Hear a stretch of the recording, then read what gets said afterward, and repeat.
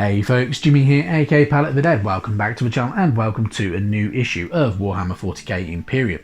Now, as per usual, if you like these videos, hit the like button, subscribe to the channel if you haven't already, and of course drop a comment down below. I love hearing back from you guys, and it goes an absolute massive way to help the channel too. Now, into this week's issue, which is issue 13, we get 5 lovely Space Marine Assault Intercessors. So this squad of 5 also includes a sergeant, who will be painted up helmetless, and built helmetless if you're following the guide in the magazine. You can change that if you wish to, but you may want to do it because we will be getting 5 more in a few issues time. Now, the sergeant can command a troop of 10, which can be very, very handy. So, really good stuff, but yeah. Into the issue itself, of course, we get more information about the Assault Intercessors.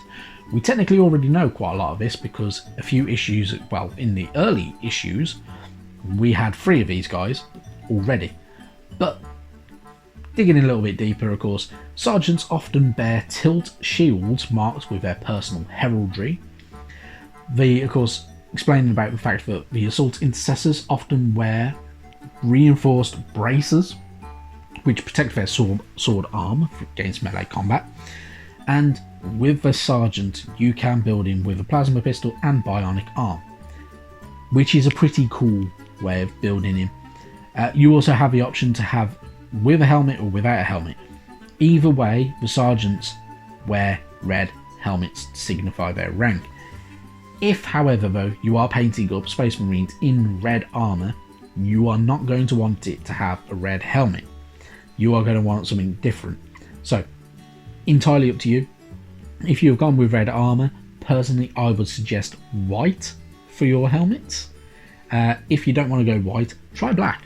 Black works very, very well with red, but either way you can make a really, really cool looking army no matter what, by changing the colour of certain helmets for your sergeants and your leaders.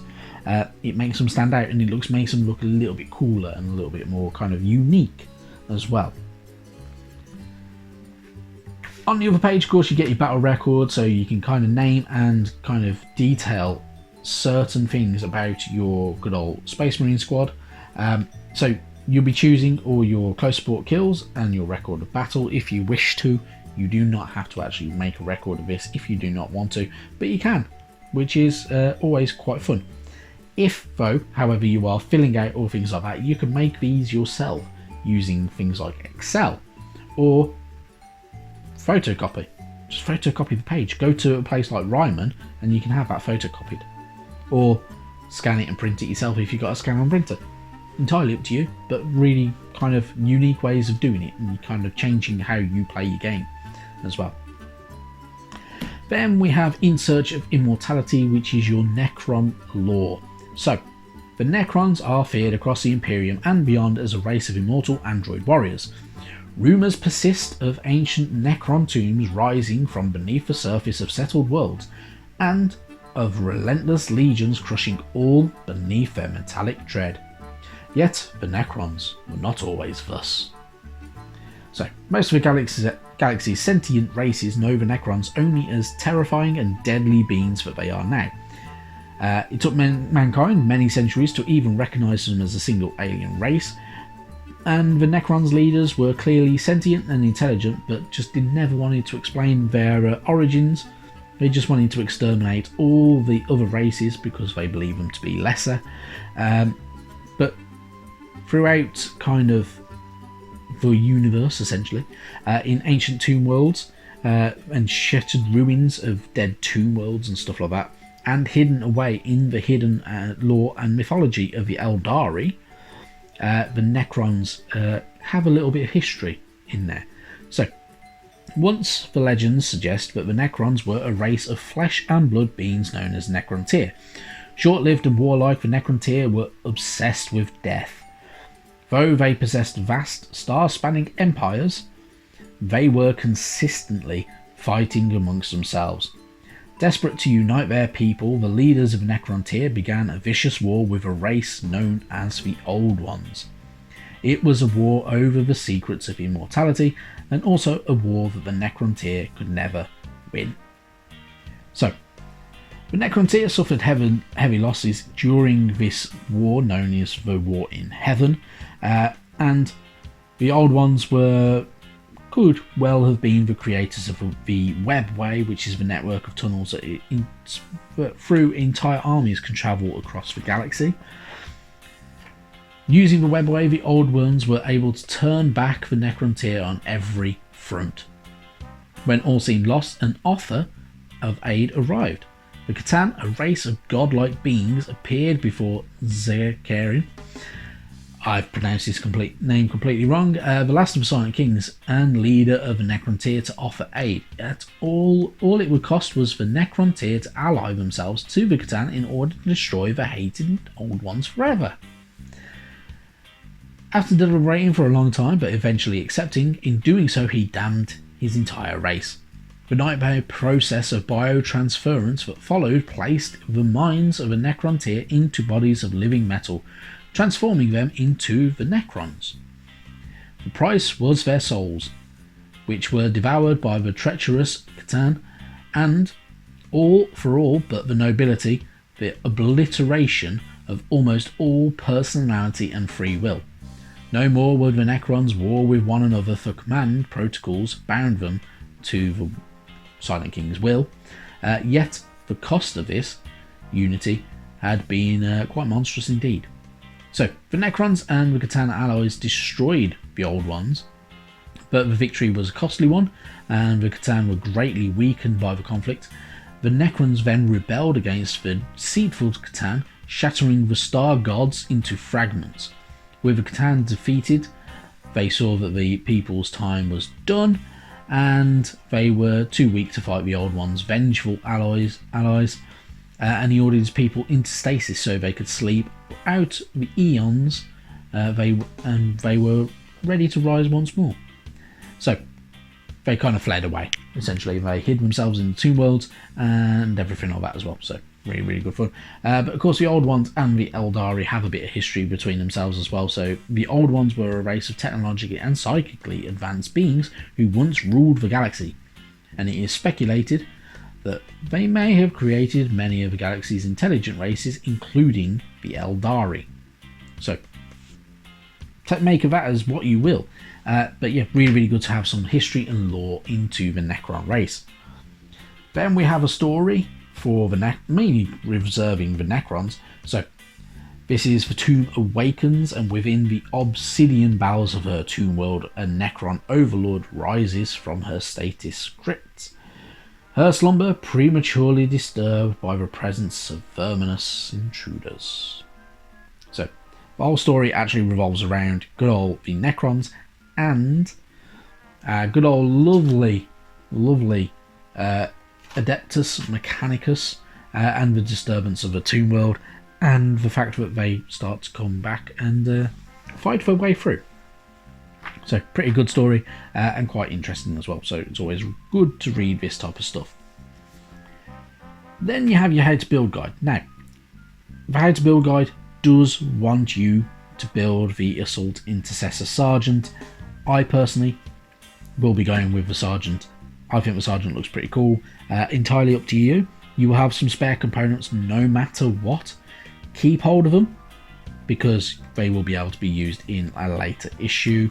But yeah, very, very handy to have. And then your 4 Marines as well. Your painting guide, same as normal really. No real changes. But this will help you paint up if you're painted up in the Ultramarines and you're following this colour scheme. And they will look something along that lines. But entirely up to you if you want to do it, but they've painted a blue helmet. Paint it red, it looks better. If you go for a red, if you have a red army, then change it to black or white and it will look far, far better, and it will look crisper and cleaner.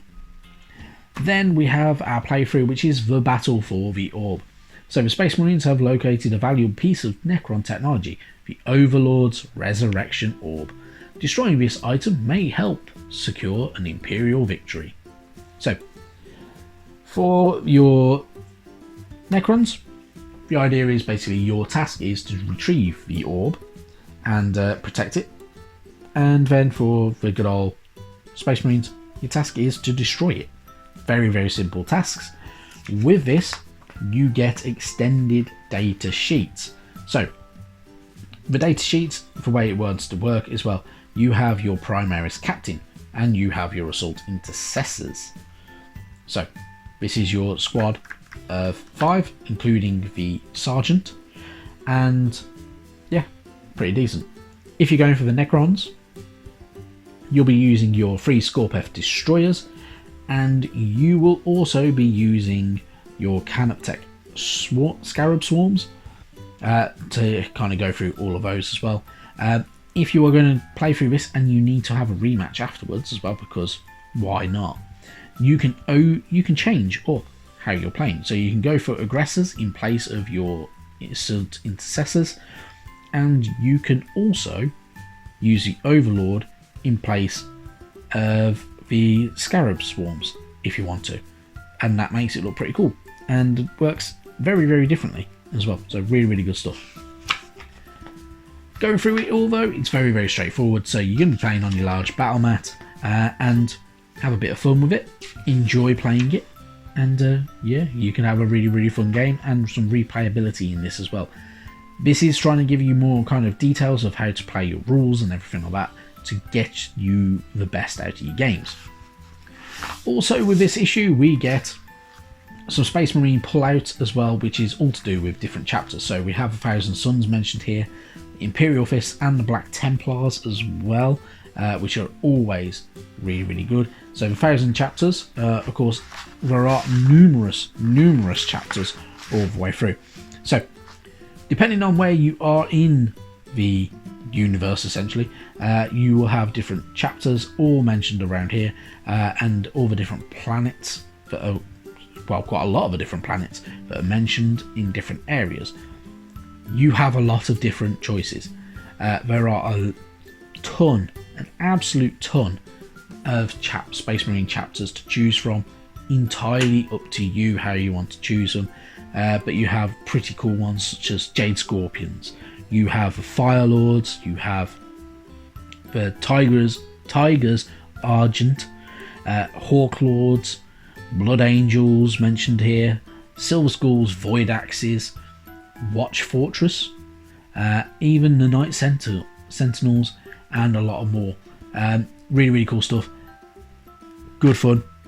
And a lot to do as well. So entirely up to you how you want to go about it, but you can choose your kind of your chapter from pages like that, which is always really, really cool stuff as well. Then we have the White Scars mentioned here and the Blood Angels as well as photos for each and their colour schemes, so you can have a look at those. And then on that back page, Space Wolves, which I love Space Wolves. I think they look really, really cool. And the Dark Angels, who are mostly in green, the majority of their colour schemes. So yeah, really, really good stuff as well. So damn good, damn good. Next week we get containers. So first bit of scenery and terrain for the games. So we get one container and several barrels and ammo crates, which is pretty cool stuff. And then in issue 15 we get the lovely, beautiful looking Necron flayed ones. Really cool units. I must admit, I really like these guys. I think they look pretty morbid and yeah, nuts. So yeah, really good stuff there, and a lot to look forward to with the magazine as well. But yeah, we're kind of flying through it really. It does feel like we're going through the magazine very quickly. Lots to paint, lots to collect, lots of battles to fight and win, and lots of stuff to enjoy. So really fun and a lot of good stuff coming from 40k. I'm enjoying it. I hope you are too. And yeah, have a good one. Thank you very much for watching. See you next time. Bye bye now.